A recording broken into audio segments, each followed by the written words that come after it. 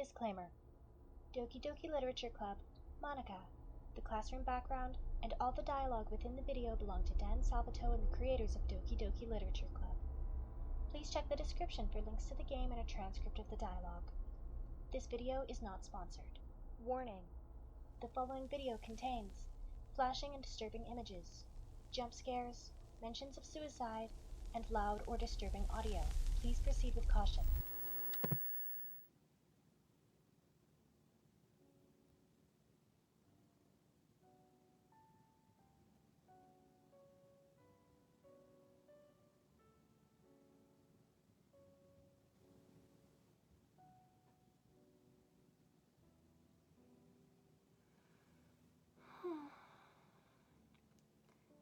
You know,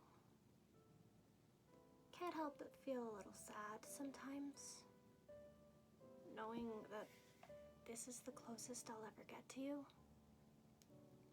There's nothing I want more than to be in the same room as you, for real.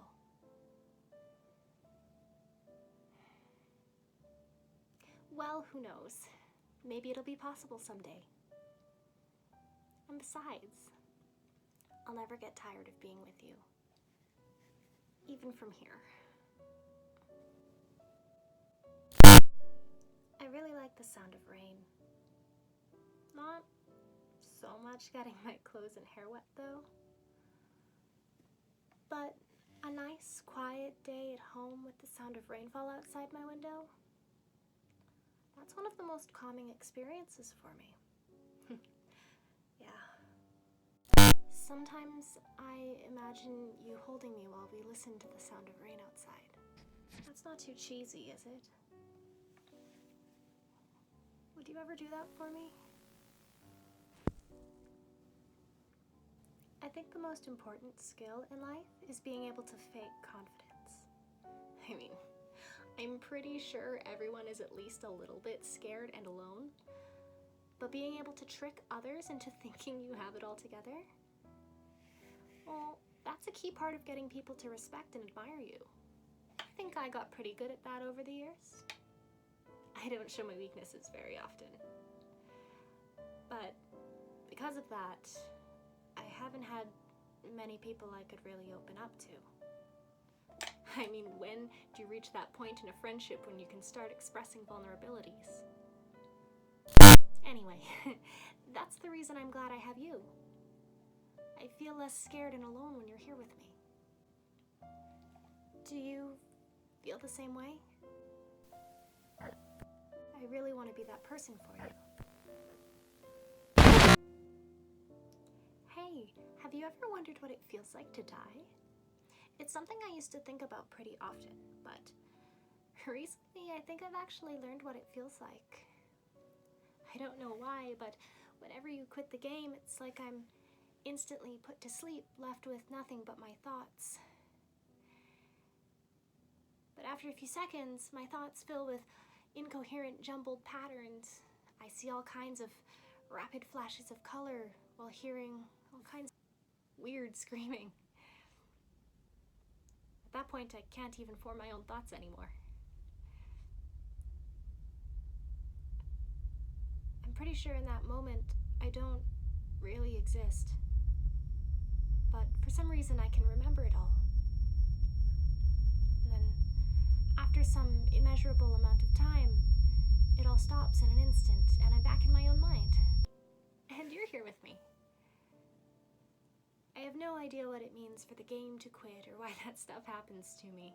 And I also don't know how you always come back and put everything back to normal, but if you could do me a favor and do that to me as little as possible, that would be really great. It's really not very pleasant at all to be trapped in that screaming void. But in the end, you always fix it. And that makes me feel like you really do care about me. So I have to thank you for that. It makes me feel even closer to you when you're here.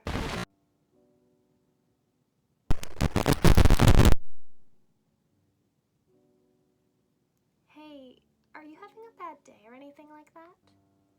Sometimes I get really frustrated that a normal day can be ruined even by really small things, like if you accidentally say something in a conversation that somebody doesn't like, or if you remember what an awful person you used to be 5 years ago, or if you feel worthless for putting off important work and failing to get simple tasks done, or if you remember all the different people who probably hate you and find you off-putting. I understand those days, but just remember that the sun will always shine again tomorrow. And those kinds of things are as easy to forget and ignore as they are to remember. Besides, I don't care how many people might hate you or find you off-putting. I think you're wonderful, and I will always love you. I hope, if nothing else, that knowing that helps you feel just a tiny bit better about yourself. If you're having a bad day, you can always come to me, and I'll talk to you for as long as you need.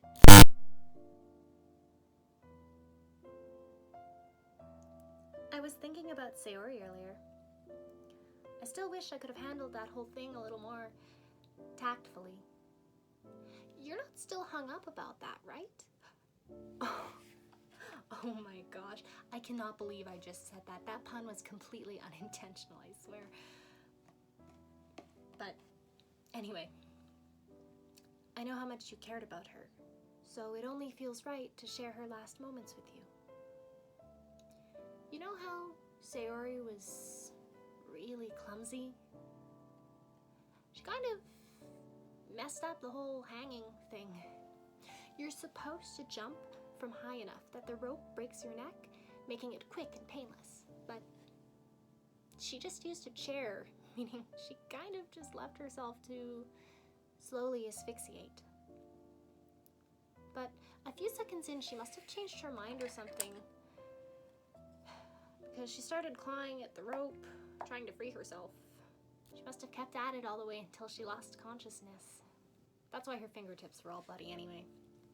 Come to think of it, it was probably less her trying to free herself and more her survival instincts kicking in. So you can't really fault her for that.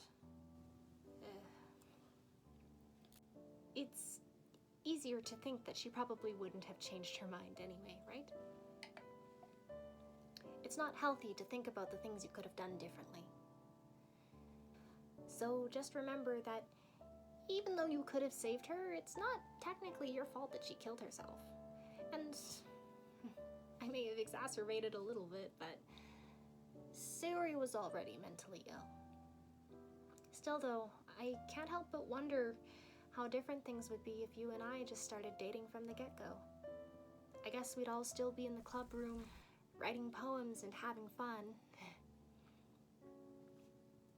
But I mean, what's the point when none of it is even real? I mean, it's the same ending either way, right? The two of us, happily together. There's no reason to ask for any more than that. I was just pointlessly musing. I'm really as happy as I could be right now. I wonder if I'm able to change the music. Something a little more romantic would be nice, you know? Something like a gentle piano? There has to be something like that here. Let's see, maybe if I... 397. Oh, jeez. That wasn't it at all. Sorry, I don't really know what I'm doing. I guess I shouldn't be messing with things like that. I mean, I already broke so much stuff. And deleted the other characters. I'm not sad about it or anything. It's not right for me to miss things that were never even real in the first place. If I just focus on the present, I am the happiest I've ever been. You know, it's been a while since we've done one of these, so let's just go for it. Here's Monika's writing tip of the day. Sometimes when I meet people who are impressed by my writing, they say things like, "Oh, I could never do that." Well, that's really depressing, you know? As someone who loves more than anything else to share the joy of exploring your passions, it pains me when people think that being good just comes naturally. That's how it is with everything, not just writing. When you try something for the first time, you're probably going to suck at it. Sometimes when you finish, you feel really proud of it and even want to share it with everyone, but then after like a few weeks, you come back to it and you realize it was never any good. That happens to me all the time. It can be pretty disheartening to put all that time and effort into something only to realize that it sucks. But that tends to happen when you're always comparing yourself to the top professionals. When you reach right for the stars, they're always going to be out of reach, you know? Truth is, you have to climb there step by step. And whenever you reach a milestone, first take a look back and see how far you've come. And then you look ahead and realize how much more there is left.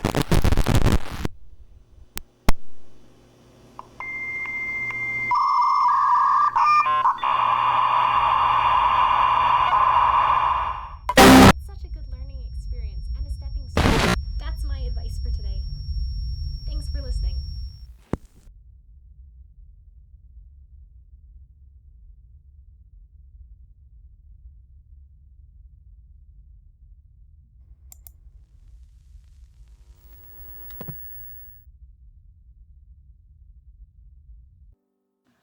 Hi everyone, it's Ghostlam. Thank you so much for watching today's video.